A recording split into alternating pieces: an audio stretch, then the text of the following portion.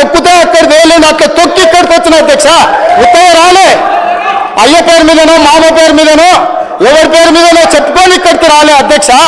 స్వశక్తి మీద కష్టపడి వాళ్ళకు ఒకటే సభ చూసారు అధ్యక్ష. జిల్లా పరిషత్ చూసిన, శాసన మండలి చూసిన, శాసనసభ చూసిన, లోక్సభ చూసిన, ఇవాళ ముఖ్యమంత్రికి వచ్చిన అధ్యక్ష. ఏం వాళ్ళకంటే వాళ్ళు అమెరికాలో లేకపోతే ఆంధ్రాలో విజ్ఞానంలో గుంటూరులో చదువుకున్న సాగు తెలివితేటలు ఉండొచ్చు. నాకు సామాన్యుడు తెలివితేటలు అధ్యక్ష. రైతు బిడ్డను అధ్యక్ష. నేను అడవుల్లో నుంచి వచ్చిన అధ్యక్ష. పులులు ఉంటాయి అధ్యక్ష నేను ఉన్న దగ్గర. పులుల నుంచి, సింహాల నుంచి, మృగాల నుంచి ఎట్లా బయటపడాలో నాకు తెలుసా అధ్యక్ష.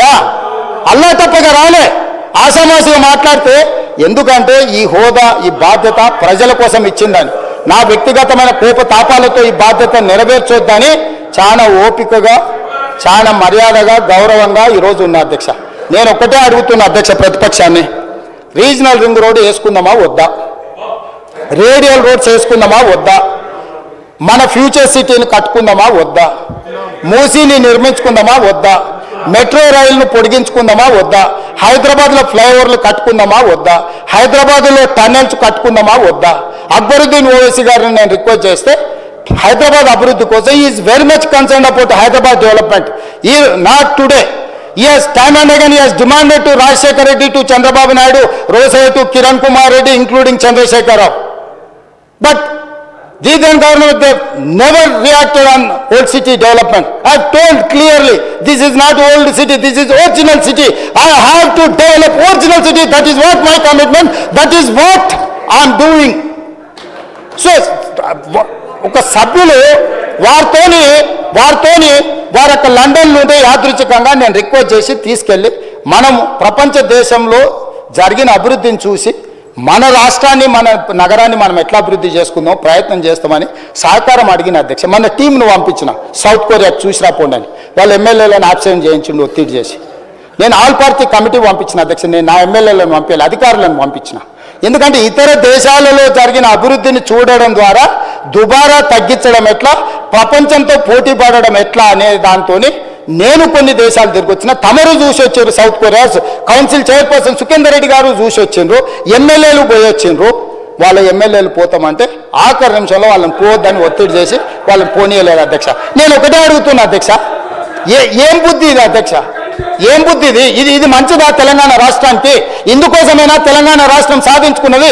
ఇందుకోసమైనా 1200 మంది విద్యార్థులు ప్రాణాలు త్యాగం చేసి అమరులై తెలంగాణ రాష్ట్రం సాధించుకుంటే, ఆ సాధించుకున్న తెలంగాణను అభివృద్ధి చేసుకునే సోయి మనకు లేకపోతే, సోయున్నోడు చేస్తుంటే కాళ్ళలో కట్టబెట్టి అడ్డం పడి ఇట్లా చేస్తే ఈ దుర్మార్గులను తెలంగాణ సమాజం క్షమిస్తే అధ్యక్ష మీరు చెప్పండి? ఈ ఆర్థిక ఉగ్రవాదులను తెలంగాణ సమాజం ఎంతకాలం భరించాలని నేను అడుగుతున్నా అధ్యక్ష. అందుకే అధ్యక్ష ఈరోజు రైతు భరోసా రైతుల కోసము, ఈరోజు రైతు భరోసా రైతుల కోసము, నగర అభివృద్ధి ఉద్యోగాలు చేసుకున్న విద్యార్థుల కోసము, విద్యను పెంపొందించడము, సాంకేతిక నైపుణ్యము, young India skills university, young India sports university, young India integrated residential schools, ఇవన్నీ వినూత్నమైన ఆలోచనలు. మీరు స్పోర్ట్స్ స్టేడియంలు గతంలో కడితే దేనికి ఇచ్చిండు అధ్యక్ష? సన్బర్న్ పార్టీలకు ఇచ్చిండు అధ్యక్ష. డ్రగ్స్ తీసుకునే పార్టీలకు ఇచ్చిండు అధ్యక్ష. సిగ్గులేదు అధ్యక్ష. స్టేడియం క్రీడల కోసం నిర్మించిన గచ్చిబౌలి స్టేడియంలో తాగి ఊగడానికి ఎవరైనా బాధ్యత ఉన్నాడు ఇస్తాడా అధ్యక్ష? అట్లాంటి పనులు చేసి మళ్ళీ ఇక్కడికి వచ్చి వాదిస్తారు, ఇక్కడికి వచ్చి దబాయిస్తారు. ఏంది అధ్యక్ష ఇది? ఇవన్నీ కూడా నేను కోపంతో చెప్తలేను అధ్యక్ష. తెలంగాణ సమాజం ఆలోచన చెయ్యాలి. అక్కడున్న మిగతా సభ్యులకు కూడా తెలంగాణ సమాజం పట్ల కొంత కమిట్మెంట్ ఉన్న పార్టీలు ఉండు. విధి లేని పరిస్థితుల్లో, తప్పని పరిస్థితుల్లో, రాజకీయ విధి లేని పరిస్థితుల్లో ఉండొచ్చు. అట్లాంటి వాళ్ళు సావాసం చేయకండి. వాళ్ళు కేవలం దొంగలకు సద్దులు మోసేటోళ్ళే. తెలంగాణ సమాజం కోసం పనిచేసే వాళ్ళు కాదు. అక్కడ ఉండే మా సహచరులు కొంతమంది ఆఖరి బెంచీల వాళ్ళు ఉండి నాకు కావాల్సిన వాళ్ళు, వాళ్ళకి తెలుసు వాళ్ళ ఆవేదన, వాళ్ళ బాధ వాళ్ళు కూడా మీకు తెలుసు అధ్యక్ష. విధి లేని పరిస్థితుల అచేతనంగా వాళ్ళు బాధపడుతున్నారు. ఎందుకంటే వాళ్ళు ఈ నగరం వాళ్ళు అధ్యక్ష. ఇక్కడనే పుట్టిరు, ఇక్కడనే పెరిగిరు. ఈ నగరం అభివృద్ధి ఎంతో వాళ్ళ గౌరవం పెరుగుతుంది. ఇవాళ ఈ నగరం పరిస్థితి ఢిల్లీ చూసిరు కదా అధ్యక్ష. ఢిల్లీ కాలుష్యం వల్ల బడులు బంద్ అయినాయి, వ్యాపారాలు బంద్ అయినాయి, పార్లమెంటు బంద్ అయింది. అక్కడ ఉన్న వాళ్ళందరూ వలసలు పోతున్నారు ఇతర ప్రాంతాలకు. హైదరాబాద్ నగరాన్ని కూడా అట్లా చేసుకుందామా అధ్యక్ష? నల్గొండ జిల్లా ఏం పాపం చేసింది అధ్యక్ష? మా ఎంకన్న పదే పదే మాట్లాడుతుంటే మీరు విన్నారు కదా, ఏం పాపం చేసి ఫ్లోరైడ్ భూమిలో ఉంటే ఆ ఫ్లోరైడ్ బాధితులు ఇప్పటికీ తరతరాలుగా కాలు వంకర నడవంకర ఇవాళ బతకలేని పరిస్థితి నల్గొండ జిల్లాలో ఉంటే ఎస్ఎల్బిసి టన్నెల్ ద్వారా 3.5 లక్షల ఎకరాలకు నీళ్ళు ఇచ్చి ఆ నల్గొండ జిల్లాను బాగు చేయాలని ఈరోజు బ్రాహ్మణవేలి కానీ పిలాయపల్లి కాలువ కానీ ధర్మారెడ్డి కాలువ కానీ ఈ ప్రాజెక్టులని పూర్తి చేయాలని వాళ్ళు కంకణం కట్టుకొని ప్రయత్నం చేస్తే 10 ఏళ్ళు పొడవు పెట్టింది అధ్యక్ష. ఎస్ఎల్బిసి 32 కిలోమీటర్ల ఆనాడు ఉమ్మడి రాష్ట్రంలో టన్నెల్ పూర్తి చేస్తే 10 కిలోమీటర్ల టన్నెల్ పూర్తి చేయకుండా నల్గొండకు అన్యాయం చేశారు, ద్రోహం చేశారు అధ్యక్ష. అన్యాయం అనేది దీన్ని అక్కడ ఉన్న జగదీశ్వర్ రెడ్డి గారిని గుండెల మీద చేసుకొని చెప్పమని వాళ్ళు చేసింది కరెక్ట్ అని 10 ఏళ్ళు 10 కిలోమీటర్లు టన్నెల్ తవ్వకపోవడం కేసీఆర్ గారి గొప్పతనం, మా పార్టీ సాధించిన విజయం అని జగదీశ్వర్ రెడ్డి గారు చెప్పగలరా నల్గొండ ప్రజలకని నేను అడుగుతున్నా అధ్యక్ష. ఈయన ఈ నగరం నుంచి వెలువడుతున్న కాలుష్యం, పరిశ్రమల నుంచి తీసుకొచ్చి పోస్తున్న కాలుష్యం, ఈరోజు ఫార్మా కంపెనీల నుంచి అదర్ ఇండస్ట్రీస్ కాలుష్యం, ఇదే కాదు అధ్యక్ష, పశువుల కలేబరాలు, మనుషుల శవాలు ఈరోజు కొట్టుకుపోయి నల్గొండ ప్రజలకు శవాలను తెల్లారి లేస్తే ఏ శవాన్ని చూడాల్సి వస్తుందని వాళ్ళు బాధతోనే ఈరోజు బతుకుతున్నారు అధ్యక్ష, భయంతో బతుకుతున్నారు అధ్యక్ష. ఇలా మూసి పరివాహక ప్రాంతంలో పండించిన పంట ఏది తినట్లేదు అధ్యక్ష.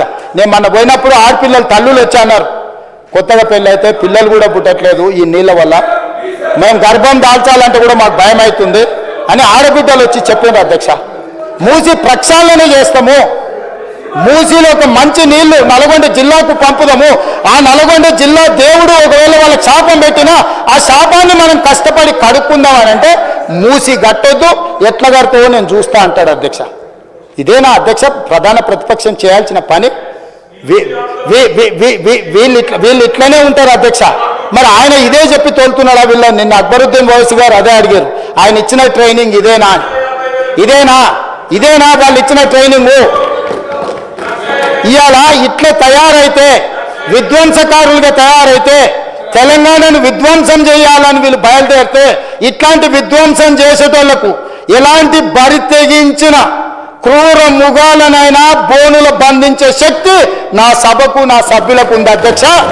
నేను ఇవాళ సవాలు విసురుతున్నా, రా నల్గొండ పోదాం, భువనగిరి పోదామా, నల్గొండ పోదామా, ఆలేరు పోదామా, రంగారెడ్డి జిల్లా పోదామా, ఎల్బీ నగర్ పోదామా, మహేశ్వరం పోదామా, నకరేకల్ పోదామా, మరి రాజగోపాల్ మునుగోడు పోదామా, ఏడు పోదామా, రాండి బాబామర్దులు ఇద్దరు, నేను రాజగోపాల్ గారు గన్మెన్లు లేకుంటేస్తే మీరిద్దరు గన్మెన్లు లేకుంటారా అని ప్రజల దగ్గర పోదాం, అడుగుదాం. మూసి కట్టాలన్నా, మూసి కడగాలన్నా వద్దా, మూసి ప్రక్షాళన చేయాలన్నా వద్దా, నల్గొండ ప్రజలను అడుగుదాం అధ్యక్ష. ఎంత దుర్మార్గం అధ్యక్ష, ఉమ్మడి రాష్ట్రంలో కూడా వాళ్ళు ఇంత ద్రోహం చేయలేదు, అంతకంటే ద్రోహులుగా తయారైనరు. ఇదేంటి అధ్యక్ష ఈ కక్ష, ఈ రకమైన వ్యవహారము? కాబట్టి దయచేసి అధ్యక్ష ఈ చర్చ రైతులకు ఉపయోగపడేటట్టు ఉండాలి.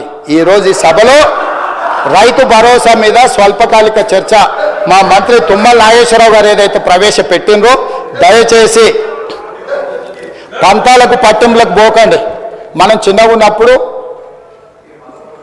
బట్టలు వేసుకోకుంటుంటాం, కొంచెం పెద్దగా అయినాక నిక్కర్ వేసుకుంటాం, కొంచెం పెద్దగా అయితే ప్యాంట్ వేసుకుంటాం, బాగుపడితే సూట్ వేసుకుంటాం, అంతే కదా అధ్యక్ష? అట్లనే రైతుకు మన వెసులుబాటును బట్టి, మన ఆర్థిక స్థితిగతులను బట్టి వాళ్ళకి మేలు చేయడానికి ఎన్నో రకాల ఉపాయాలు ప్రణాళికలు తీసుకొస్తాం. ఈరోజు సరే మీరు మొదలు పెట్టారా, మంచిది, దాన్ని కొనసాగిద్దాం, ఇంకా మంచిగా చేద్దాం, దుబారా తగ్గిద్దాం. దుబారా తగ్గించడం ద్వారా ఇంకా కొంతమందికి ఎక్కువ మేలు జరుగుతుంది, ఇంకా పెంచివచ్చు. ఇట్లాంటివి ఏమంటే కన్స్ట్రక్టివ్ సజెషన్స్ ఇవ్వండి. 10 years మీరు ప్రభుత్వాన్ని నడిపారు, ఆ బాధ్యత మర్చిపోకండి. 10 సంవత్సరాలు ప్రభుత్వం నడిపిన వాళ్ళు ఎంత బాధ్యతాయుతంగా నడిపించాలి. మొదటి సంవత్సరం, ఇంకా సంవత్సరం, నిన్నగాక మొన్ననే సంవత్సరం పూర్తి చేసుకున్నాం.